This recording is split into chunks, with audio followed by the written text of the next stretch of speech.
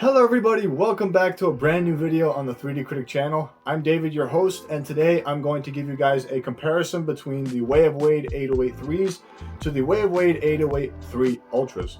Now, if you guys are interested in either of these shoes, they are available on wayofwade.com. The 808 3s go for $120, while the 808 3 Ultras go for $160. So if you guys are interested in purchasing yourself a pair, I will leave links to each shoe in the description box below. And now, a word for our sponsor. Today's video is sponsored by Elite Athletic Gear. EAG is an apparel company that designs gear and accessories for athletes to perform confidently under any circumstances that they are in. Gear and accessories include a wide variety of motivational wristbands like the ones you see in front of me, with a wide variety of headbands and arm sleeves that are totally customizable, along with a wide variety of numbered necklaces, along with chains made out of a high-grade quality stainless steel, and so much more. Use the link down below on the top of the description and use the code on the bottom of the screen to save 10% on your first order. Once again, I'd like to thank Elite Athletic Gear for sponsoring today's video. Enjoy the rest. Now, when it comes to traction for both shoes, you are going to get a full-length rubber outsole with Tough OS rubber in the 808 3 Ultras. And both traction patterns feature a wavy multi-directional traction pattern. However, in the 808 3 Ultras, it is more tightly packed and it gets condensed in the forefoot section as well as the heel section right here.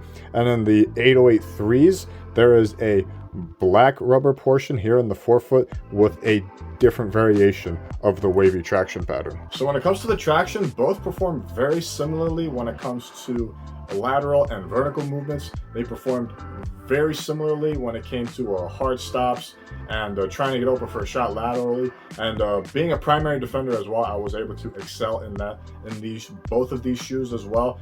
When it came to dust, the 808 3s was not reactive when it came to dust. It was consistent with its grip regardless of the court condition. The 808 3 Ultras was similar in that respect, but it suffered a little bit when it came to lateral movements, and I had to wipe every now and then so that I can get the best traction when it came to the lateral movements as well. But overall, these two shoes have by far one of the best traction setups that you can have so far, and I was really happy with both of the traction patterns on this shoe. And when it came to the durability, it is really durable, and I have went through its paces with each shoe when it comes to the wear that I put on these shoes. I've played in these for a while, and I have seen no signs of wear, especially in the 808 3s. I haven't experienced any signs of wear in the traction pattern itself. In the 808 3 Ultras, it is very similar in that respect. However, I have been seeing some signs of wear in the edge of the traction pattern that you could see right here. But since this is a Tough OS rubber, it's really durable, and I have had a lot of playing time with these, and this is the only sign of wear that I have experienced.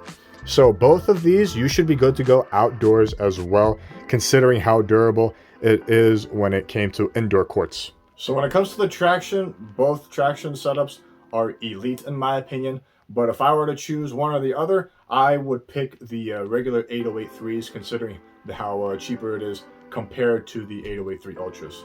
Now, moving along to the cushion, both shoes feature a drop-in midsole. With the 808 3, you're going to get a Cloud Plus full-length midsole with a boom cushioning in the forefoot and a Pro Bar lock shank in the midfoot here, while in the 808 3 Ultras, you're going to get a full-length boom cushion with a TPU panel piece in the forefoot that extends all the way to the midfoot here.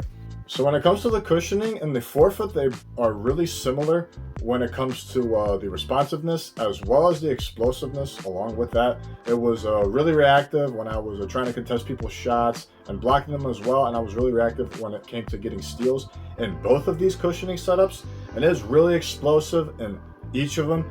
Both offer a really snappy feel with the Pro Bar lock in the 808-3. Gives it a nice snappy feel with every step that you take, as well as the 808-3 Ultras with this TPU piece that extends to the midfoot. It gives it a snappy feel as well.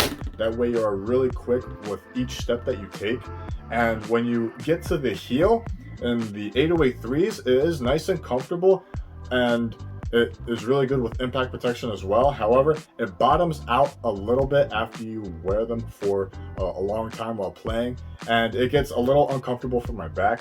However, in the 808-3 Ultras, since it is boom cushioning, it is really good with impact protection, and it is really good when it transfers all the energy from heel strikes, and it delivers all of the energy into the front of the cushion. And I was able to have really nice energetic steps, and both heel to toe transitions are really good as well with how they're set up, and I was really happy with it overall. But if I were to choose one or the other, I would pick the full-length boom cushioning in the 808-3 Ultras. Now when you move along to the materials, you're going to get a textile mesh material in the lateral, forefoot, and medial side of the shoe in the 808-3s, with some fuse in the shoelace area that you can see right here. And when you look at the tongue, you're going to get some leather on the top, as well as some really nice mesh with some decent padding overall. And in the back, you're going to get some decent padding in the heel as well.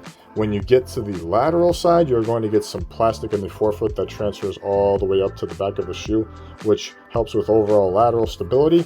And you are going to get some more plastic on the other side of the shoe as well.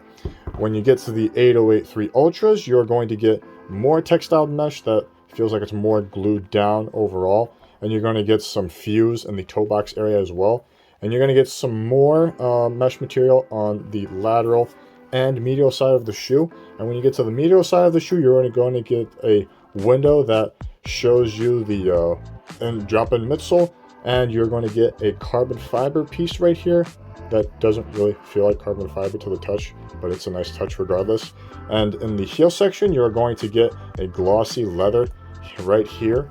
And when you get to the tongue, you're going to get a nice open mesh tongue with little to no padding in my opinion, with some flat laces here as well. And when you get to the heel, you're going to get really nice padding with these ankle straps right here on both sides of the heel area. And when you get to the lateral side of the shoe, you're going to get more plastic that transfers up to the back of the shoe with a carbon fiber piece right here, and transitions all the way to the back of the heel for overall lateral and heel support in the shoe. The materials in both shoes are really comfortable overall. Is really flexible in the forefoot as well as in the midfoot, and I didn't experience any pinching in the forefoot as well as in the midfoot. And I'm a little surprised considering how thin the material the tongue is in the 808-3 Ultras. I thought I would experience some pinching there, but I didn't, and I was really happy with that. In the 808-3s, the padding in the heel is really nice and comfortable, and it sucks your foot right in, and it was really nice. However, in the Ultras, the padding is a little thicker, and it harnesses the heel even more, and it glues in extra tightly with the ankle straps that you get inside of the shoe. And I really like that overall. And both materials are really durable overall. I haven't experienced any signs of wear when it comes to the overall materials. But if I were to choose one or the other, you can't go wrong with either shoe, but I prefer the material in the 808-3 Ultras over the regular 808-3s. Now, getting into the fit, both shoes are really good when it comes to the fit overall. It's basically a one-to-one fit in the forefoot. However, in the 808-3 Ultras, it was a little tight at first, but once you break it in, it will expand and it'll give you a really nice one-to-one fit overall. You can't go wrong with either shoe when it comes to the fit, and sizing, you are pretty much good to go. Wide footers go up half a size and narrow footers go down half a size. And if you are a true foot, go true to size in that respect. So when it comes to fit, you can't go wrong with either shoe. Now when you move over to the lockdown, both shoes are really similar when it comes to keeping the foot in place in the footbed. With the 808-3s, it has this texture on the midsole. That way, once your foot is inside the shoe and harnessed in the midsole. It grips really well to the sock, that way it doesn't move around in the footbed. And it does the same thing in the 8083 Ultras as well, with this textured lines that you see here, and it helps the foot stay in place at all times inside the shoe. And the materials overall, because of the one-to-one fit, you are not going to move around at all in both of these shoes. And in the midfoot as well, you're pretty much harnessed with this cabling system in the 8083s and this wired system that you get in the 8083 Ultras. It helps harness the midfoot really well, that way it won't move at all in the shoe. And then the heel, it is really nicely padded, and it dips inside, that way it has the heel harnessed into place, that way you won't experience any heel slippage at all. In the Ultras, it is really much the same thing overall, but it is heavily padded on the top, and these ankle straps right here helps the ankle not move around at all in the heel area, and I didn't experience any heel slippage at all inside the 8083 Ultras as a result. So when it comes to lockdown, you can't go wrong with either shoe. In the forefoot, because of the one-to-one fit, you won't move at all in the forefoot, and the midfoot as well, it is harnessed really well, that way you won't move around in the midfoot as well. And the heel is nicely padded enough and dipped in enough, that way your heel won't move at all and you won't experience any heel slippage at all. So one way or the other, you can't go wrong with either shoe when it comes to lockdown. And last but not least, when you get to the support, both shoes feature a nice wide stable base, and when you compare them to each other, they are slightly the same, with the 8083 Ultras being slightly wider. But at the end of the day, both shoes provide really nice stability overall inside the shoe. And when it comes to outriggers, it is pretty much the same as well. And with the plastic as well, it helps encapsulate the foot, that way you won't experience any ankle rolls at all inside the shoe. And when you get to the back, it is more beefed up in the 8083 Ultras, but not as much as the regular 8083s. But the plastic support piece right here gives you enough lateral support, that way you won't roll your ankle any further in the heel. And the material itself overall is really supportive on your foot as well. It doesn't cave in on you when you put pressure on the material as well. So both shoes are really supportive when it comes to the overall materials. And when it comes to torsional support, both feature shank plates in the drop-in midsoles that they have, with a midfoot shank plate that is in the regular 8083s, while it is only featured in the midfoot section right here, and it transfers all the way up to the forefoot section, which provides really good torsional support overall in the foot. And when it comes to a heel lockdown, it has an internal TPU heel counter in the 8083s, while it has an external TPU heel counter with this plastic piece right here, along with the carbon fiber right here. And both shoes help prevent the heel from moving side to side in the shoe as a whole. So when it comes to support, both shoes are really supportive. It gives really nice wide stable bases, that way you are stable on your own 2 feet. And the shank plates give you really good torsional support overall, that way you are stable inside the shoe at all times. And the heel counters as well prevent the heel from moving side to side.